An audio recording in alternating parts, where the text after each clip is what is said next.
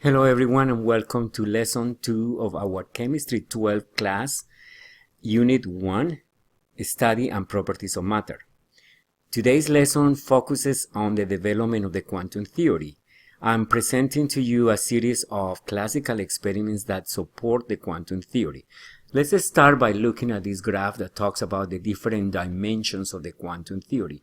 So the quantum theory can be divided into classical mechanics, quantum mechanics, relativistic mechanics, and quantum field theory. In chemistry, we focus here on the quantum mechanics. That's the case for particles that are going to be less than 10 to the minus 9 meters in size and that have speeds far less than 3 times 10 to the minus 8 meters per second and increasing.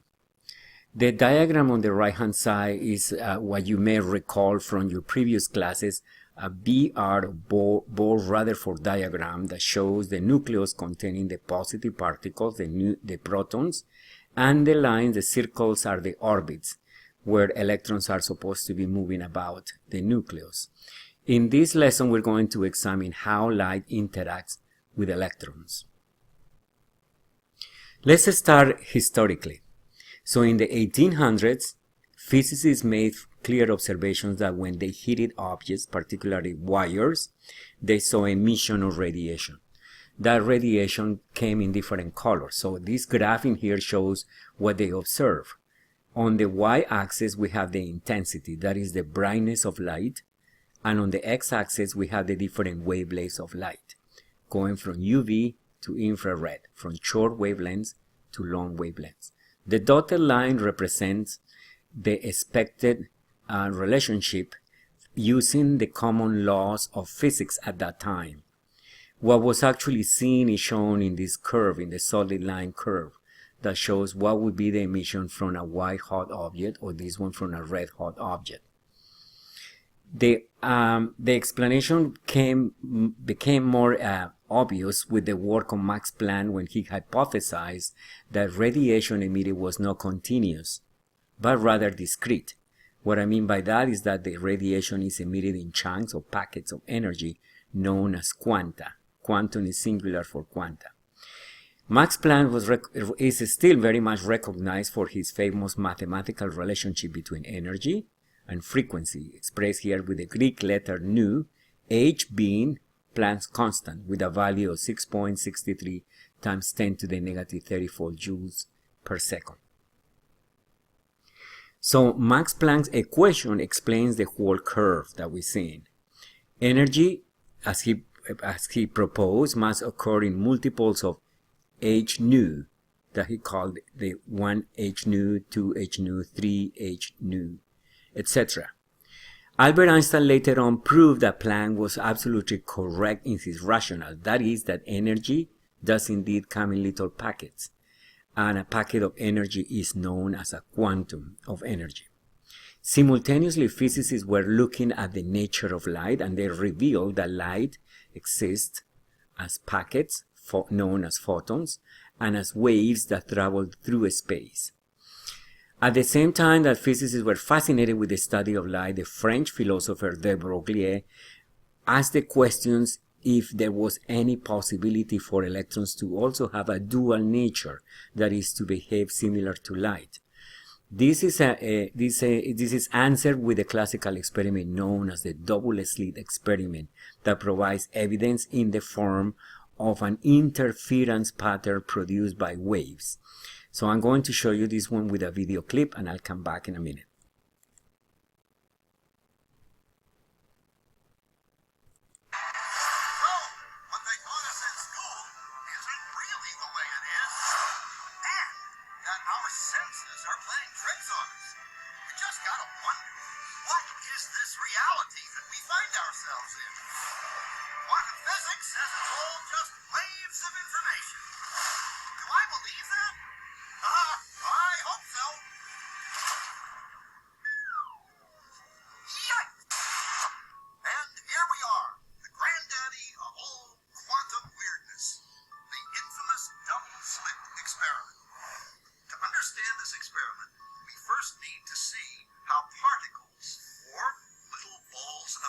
another act.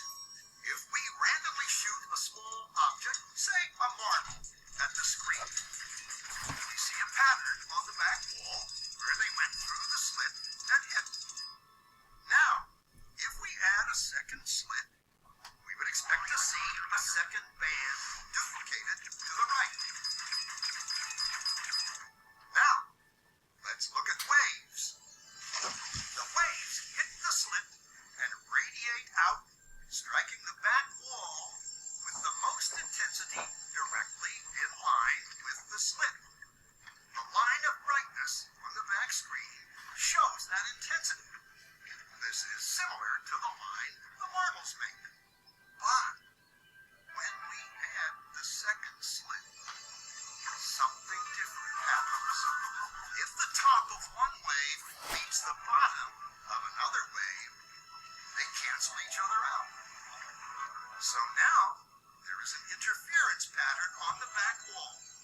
Places where the two tops meet are the highest intensity, the bright lines, and where they cancel, there is nothing. So, when we throw things, that is, matter, through two slits, we get this, two bands of hits. And with waves, we get an interference pattern of many bands. Good so far. Now, let's go quantum.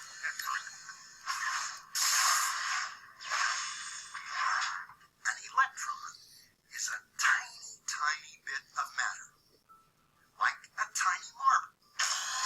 Let's fire a stream through one slit. It behaves just like the marble, a single band. So, if we shoot these tiny bits through two slits, we should get, like the marbles, two bands. What? An interference pattern. We fired electrons, tiny bits of matter through. We get a pattern like waves, not like little marbles. How? How could pieces of matter create an interference pattern like a wave? It doesn't make sense. But physicists are clever. They thought, maybe those little balls are bouncing off each other and creating that pattern. So, they decide to shoot electrons through one at a time. There is no way they can interfere with each other. But after an hour of this, the same interference pattern is seen to emerge. The conclusion is inescapable. The single electron leaves as a particle, becomes a wave of potentials, goes through both slits, and interferes with itself to hit the wall like a particle. But mathematically, it's even stranger. It goes through both slits and it goes through neither. And it goes through just one and it goes through just the other. All of these possibilities are in superposition with each other. Physicists were completely baffled by this.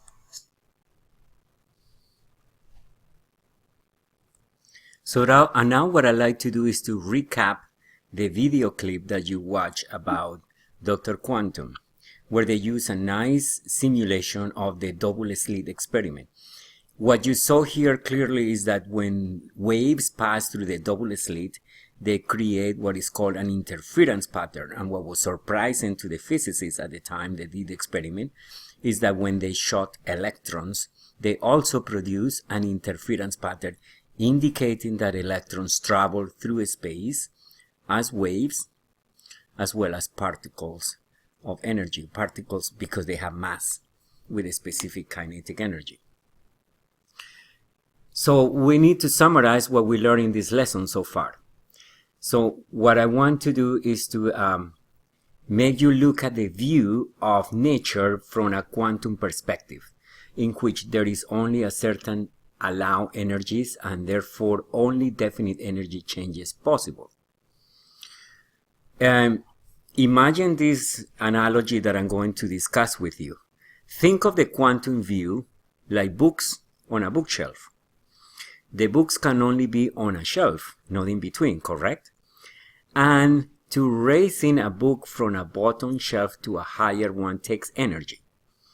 You explored this concept in grade 11 when you did the flame test. recall the colors you observe from a particular metal ion that was produced when the electron was given energy, that is heat energy from the Bunsen burner, causing it to jump or to make a transition to what we call an excited state.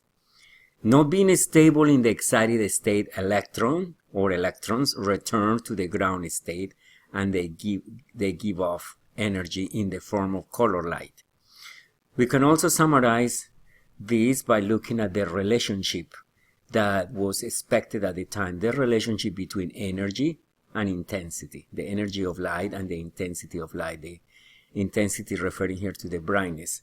Scientists thought that this relationship would be a linear one, but as Albert Einstein showed, the increases are not continuous, but rather in a zigzag manner. If you're looking here, this is a blown up part of this section, showing us that, as Albert Einstein suggested, the slope is actually a staircase with tiny steps where each step is a quantum of energy.